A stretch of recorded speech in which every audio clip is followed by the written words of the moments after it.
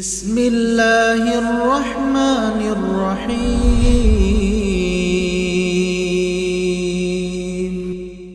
الحمد لله رب العالمين والصلاة والسلام على أشرف الأنبياء والمرسلين محمد وعلى آله وصحبه أجمعين أما بعد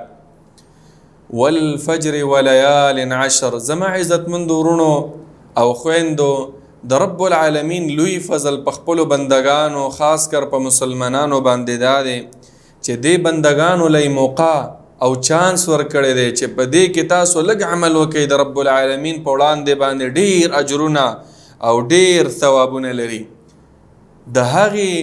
چانسونو نه یو چانس د 10 ورځې د ذوالحجې دی اولنۍ 10 ورځې د ذوالحجې اول تاریخ نه واله 10 پورې او دا غوره ځکه دی چې رب العالمین په دې ورځو باندې قسم کړی دی په سورة الفجر کې الله فرمایي والفجر وليال عشر زما د قسم وي د سحر په وخت باندې وليال عشر عبد الله ابن عباس رضی الله عنه ترجمه کوي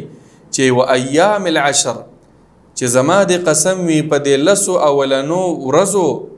باندې د ذوالحجې نو رب العالمین چې په یو شي قسم کوي هغه ډیر د اهمیت او ډیر د قدر حامل وي ځکه په رب العالمین هغه قسم کوي او نبی علیہ السلام تشریم داسې بیان کړی دا چې بخاری شریف روایت ده د عبد الله ابن عباس رضی الله عنه چې ما من ایام العمل الصالح فيها احب الى الله عز وجل من هذه الايام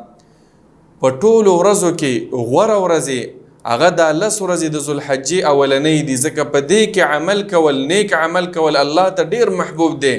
په نسبت سره نور ورځو کې چې ته کوم اعمال کې هغه په دې کې وکې رب العالمین ته دا ډیر غوره وي صحابه کرامو تپوسو کو ولل جهاد فی سبیل الله د جهاد نم ډیر غوره دی په دې ورځو کې ذکر کول تلاوت کول نور عبادت کول نبی علیہ السلام ویل ولل جهاد فی سبیل الله مگر هغه سړی خرج بنفسه و ماله چې خپل ځان او خپل مال د الله رب العالمین په لار کې پیش کې او ټوکړه ټوکړه شي او د الله په لار کې هغه شهید شي او د کور ته واپس را نشي نو په دې ورځو کې نیک اعمال کول عزیزانو الله رب العالمین ته ډیر محترم او ډیر د قدر وړ دي اعمال په دې ورځو کې مثلا څه شي دي عزیزانو ډیر په دې ورځو کې تکبیر ویل تهلیل ویل الله اکبر لا اله الا الله والله اکبر دا تکبیرات ویل ابو هريره رضی الله عنه او عبد الله ابن عمر رضی الله عنه په دې 10 ورځو کې بازار ته وتل او د الله تکبیر او د الله تحمید او د الله تهلیل به ویلا د الله لوی به بیانولا او په بازار کې چې بچا اوریدو خلق به مرسره ویل په دې ورځو کې یو لوی عبادت هغه د الله رب العالمین ذکر کول د الله لوی بیانول دارنګ په دې ورځو کې کله چا وس او طاقت کیږي روزه نیول روزه انسان ونیسي ځکه یو صحیح روایت کې راغلی نسائی شریف کې دا روایت ده چې كان يصوم عاشوراء و9 من ذي الحجة و3 أيام من كل شهر امام البانی رحمه الله وی دا روایت صحیح هم ده